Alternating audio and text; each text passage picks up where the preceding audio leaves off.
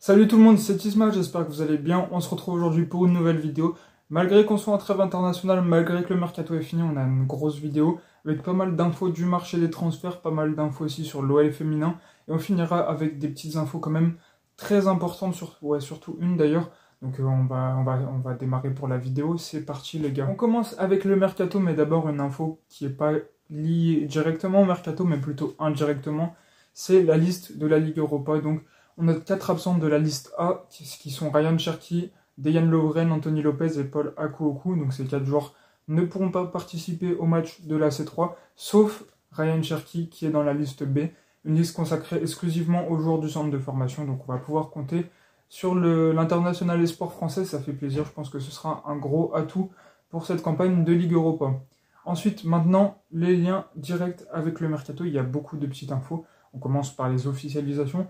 Adrielson est prêté 6 mois sans option d'achat à Botafogo, donc il retrouve son ancien club du côté du Brésil, voilà, pour se remettre bien, se remettre dedans, gagner du temps de jeu et aider le club brésilien à essayer de finir premier la saison de Serie A brésilienne, qui leur a échappé de peu la saison dernière.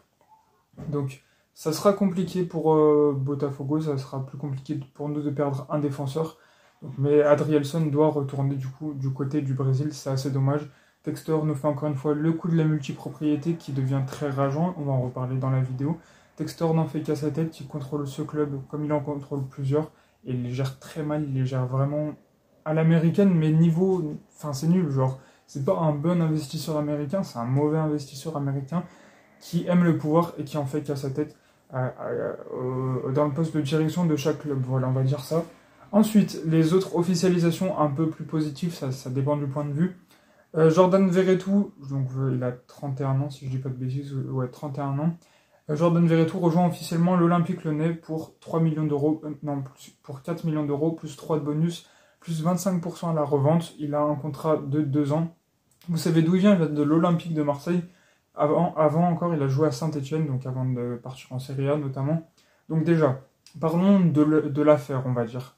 C'est un joueur très intéressant, Verretou, un des top milieux de la Ligue 1 de la saison dernière, qui aurait vraiment une place de titulaire dans beaucoup d'équipes de notre championnat.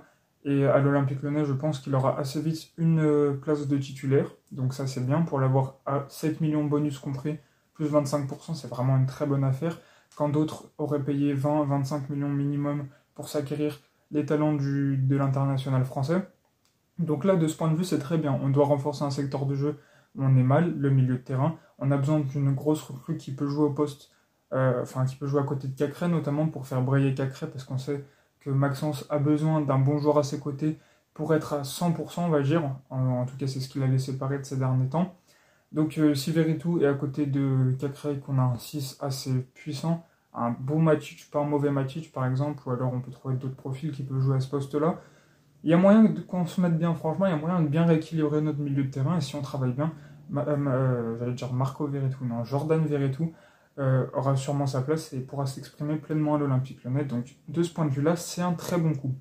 Autre point de vue, je l'ai dit la semaine dernière, je suis un amoureux du football romantique, de l'ancien football avec les valeurs dont celle de la rivalité.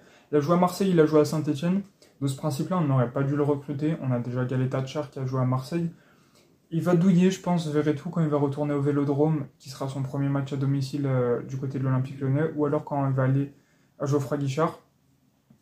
Pourquoi j'ai dit quand il va aller au Vélodrome et que c'est le premier match. Bref, quand on va jouer contre Marseille, donc ça ira. Mais bon, ce sera quand même difficile pour lui. Quand on va aller au Vélodrome, donc plus tard dans la deuxième partie de saison, quand on va aller à Geoffroy Guichard, pareil dans la deuxième partie de saison, il va douiller. Je pense qu'il va en prendre plein la tête et ça va être compliqué pour lui. Et c'est normal parce qu'il a joué à Marseille et à Saint-Etienne. Depuis jeune, depuis le centre de formation, enfin je sais même pas s'il a été formé à Saint-Etienne, je sais qu'il y est passé, mais je sais pas s'il est formé là-bas. Mais en tout cas, lors de ces passages-là, il apprend à détester des clubs, comme quand t'es à Lyon, t'apprends à détester Marseille et Saint-Etienne, tu viens pas avec des crampons verts par exemple. À Saint-Etienne, t'apprends à détester Lyon, à Marseille, tu t'apprends à détester Lyon et Paris. C'est plutôt cohérent et le fait d'avoir appris ça, c'est assez compliqué d'avoir un joueur comme ça qui n'a pas l'amour du maillot puisqu'il a appris à ne pas l'aimer, donc il va devoir gagner sa place, ça va être compliqué. On lui souhaite quand même le meilleur parce que maintenant c'est un joueur de l'Olympique Lyonnais, mais franchement, on ne l'épargnera pas s'il est mauvais parce que évidemment c'est un joueur marseillais stéphanois et qu'il n'aura pas sa place dans le cœur des Lyonnais, en tout cas pas immédiatement, et dans le mien y compris. mais on verra comment ça se passe, on lui souhaite quand même le meilleur. Voilà pour cette info, on se laisse sur une rumeur maintenant d'Ernest Noima. Ernest Noima devait partir à Fulham, le transfert a capoté au dernier moment, il a dû passer sa visite médicale, mais le staff médical de Fulham s'est déplacé à Lyon pour faire la visite médicale à Lyon. Donc il paraît qu'il était en larmes, Ernest Noima ne voulait pas quitter le club, il voulait s'affirmer à l'Olympique Lyonnais dans le championnat de France, devenir meilleur dans notre club, et là on peut lui être tellement reconnaissant parce que c'est l'amour du maillot, et ça fait plaisir de voir des joueurs avec ce caractère-là. Donc il était en pleurs, et il paraît qu'après la visite médicale qui s'est très bien passée, il a fui dans Lyon sans donner de nouvelles à personne, ni à son agent, ni à personne. Donc on l'a pas retrouvé pendant plusieurs heures, et bon, tout va bien, hein, et là il joue avec le Ghana, mais ça a été compliqué, il veut rester à Lyon, le transfert a capoté. C'était John Textor qui l'a forcé au départ, et après il lui a fait une lettre d'excuse pour, du coup, entre guillemets, s'excuser. Mais on va dire que les relations sont tendues maintenant entre Noima et les dirigeants, surtout John Textor, qui fait encore une fois n'importe quoi. Les joueurs qui aiment le maillot, il y en a plus 50 000 dans notre football actuel. Donc autant les garder. En plus, un gros talent comme Noima, un bon potentiel qui n'est certes pas encore exprimé, mais qui a une belle marge de progression, il faut à tout prix le garder. Enfin, à tout prix, non, mais il faut le garder évidemment. Et le forcer sur le départ comme ça, le mettre dans des états pareils, franchement, c'est vraiment pas loyal. Et ça montre encore une fois que Textor est un grand con. Excusez-moi de l'info. Mais vu comment il a géré le mercato, vu comment il gère l'administratif, on en parlera après, vu comment il gère ce dossier, franchement, ça met pas de bonne humeur, et quand on suit l'OL, on doit s'attacher parce que c'est compliqué. Voilà pour ça, voilà pour le mercato. On va passer maintenant à l'OL féminin parce qu'il y a quand même beaucoup de choses à dire autour de la sphère féminine du club. On commence direct avec le Ballon d'Or féminin. Les nommés ont été annoncés comme le Ballon d'Or masculin d'ailleurs. 3 Lyonnaises figurent, donc une nouvelle, c'est Chawinga qui vient de nous rejoindre après un beau passage du côté du PSG, donc félicitations à elle. Ensuite, deux Lyonnaises qui étaient là la saison dernière et qui sont là pour une d'entre elles depuis longtemps, pour l'autre depuis peu. Lindsay Horan a été nommée aussi après une grosse saison en D1 Arkema, d'ailleurs ça s'appelle plus D1 Arkema mais le championnat féminin. Elle a été nommée, donc félicitations à elle, et à Ada Egerberg aussi, qui a fait encore une fois une très grosse saison. Premier ballon d'or de l'histoire du football féminin, Ada Egerberg, qui est une nouvelle fois nommée, donc GG à elle. C'est amplement mérité. Donc Lyon est aussi nommé dans le club féminin de l'année, l'Olympique Lyonnais, donc ça m'étonnerait qu'on soit titré, parce qu'il y a le Barça qui a fait une grosse saison, qui a gagné la Ligue des Champions, il y a Chelsea aussi qui a fait une grosse saison, donc ça va être compliqué, mais au moins on est nommé. Ensuite, entraîneuse de l'année, Sonia Bompastor, qui est partie à Chelsea, a été quand même nommée pour sa saison avec l'Olympique Lyonnais, elle a fait de grosses choses, donc félicitations à elle aussi, elle le mérite. Voilà pour le Ballon d'Or féminin. Maintenant, on va parler d'une prolongation. La capitaine Wendy Renard prolonge jusqu'en 2027, après avoir fait des années à Lyon, à être arrivée à l'âge de ses 16 ans, je crois, du côté de l'Olympique Lyonnais, après avoir tout traversé, tout vécu, tout remporté, des Ligues des Champions, des D1. Elle a tout pour elle, Wendy Renard. C'est une légende tout simplement du club. Donc voilà, Wendy Renard prolonge jusqu'en 2027. Donc ça, c'est qu'une bonne nouvelle, et voilà pour ça. Ensuite, deux infos encore sur le football féminin. Ancienne joueuse lyonnaise et légende du football féminin qui a tellement œuvré pour les femmes dans ce sport, c'est Alex Morgan. Alex Morgan prend sa retraite, elle était du côté de San Diego, donc la joueuse qui est justement passée par Lyon, par aussi Tottenham d'ailleurs, arrête sa retraite, je ne sais pas quel âge elle a, mais c'est dommage parce qu'elle a vraiment marqué le football féminin, elle a vraiment tout fait, elle a vraiment performé dans ce sport, elle a tout remporté, elle aussi comme Wendy Renard. Donc bonne retraite à elle, qu'elle profite bien de la vie, qu'est-ce que vous voulez.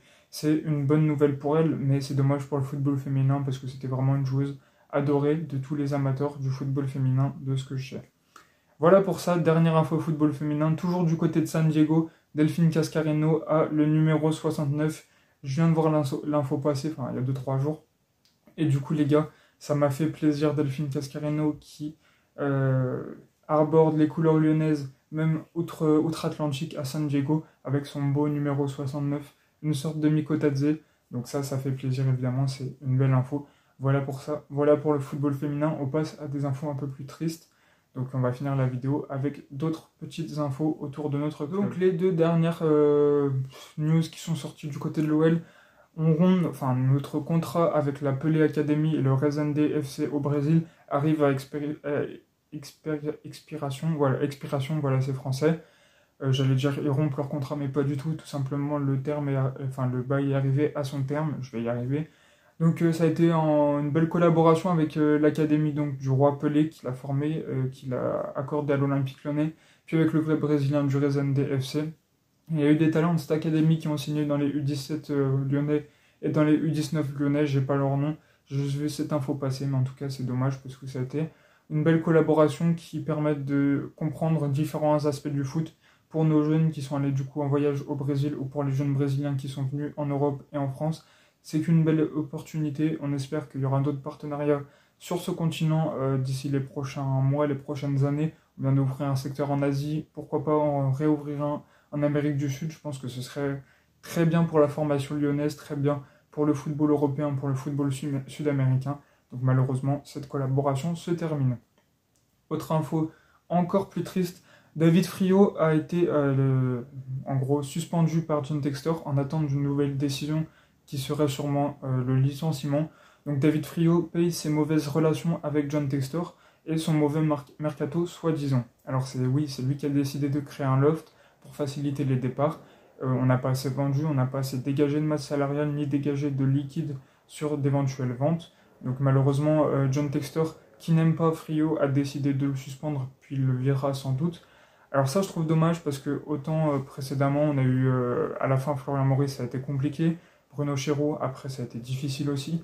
Donc eux, fallait changer. Mais David Friot, qui n'est pas arrivé il y a longtemps, a fait de belles choses lors du mercato, que ce soit hivernal, dernier ou estival. Je pense à Malik Fofana comme premier exemple. Je pense à Verretou, qui est une offre malgré tout très intéressante. Et il a beaucoup travaillé en fin de mercato pour le faire arriver en tant que joker. John Textor a été aux baguettes dans beaucoup de transferts qui n'ont pas été très bons, du moins pour le moment. On paye les frais de la multipropriété. J'arrive plus à parler dans cette fin de vidéo. Bref, donc David Friot qui a fait des choses intéressantes, qui nous a ouvert à des réseaux qu'on n'avait pas auparavant. Je pense à l'Italie avec Tessman, je pense à la Belgique avec Fofana et Orban, des réseaux qu'on n'allait pas assez fouiller, pourtant qui sont pourvus de talent. Encore une fois, Malik Fofana, tout simplement, quel pépite, quel potentiel exceptionnel. Et ça, c'est grâce à David Friot. Donc pour moi, il ne fallait pas le remercier.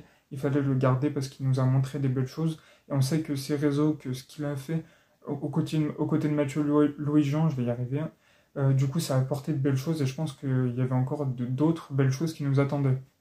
Malheureusement, c'est comme ça. Textor décide, comme je vous l'ai dit tout à l'heure, de tout dans ce club. Il veut avoir toute la puissance. Et dès qu'une autre personne a des bonnes idées et qui contredit notre président divin, on va dire, ça le met en danger. Et voilà, donc il a été suspendu. Il sera sans doute viré, malheureusement. Dites-moi ce que vous pensez de tout ça en commentaire. Moi, je suis quand même assez triste du départ de David Friot. Voilà pour la vidéo, les gars. J'espère que vous l'aurez kiffé. Si c'est le cas, n'hésitez pas à liker, à commenter et à vous abonner. On se retrouve la semaine prochaine. Et on se laisse avec une phrase du journaliste animateur lyonnais, Bart Pruzza. L'Olympique Lyonnais est une formidable raison d'exister. Ciao, ciao les gars.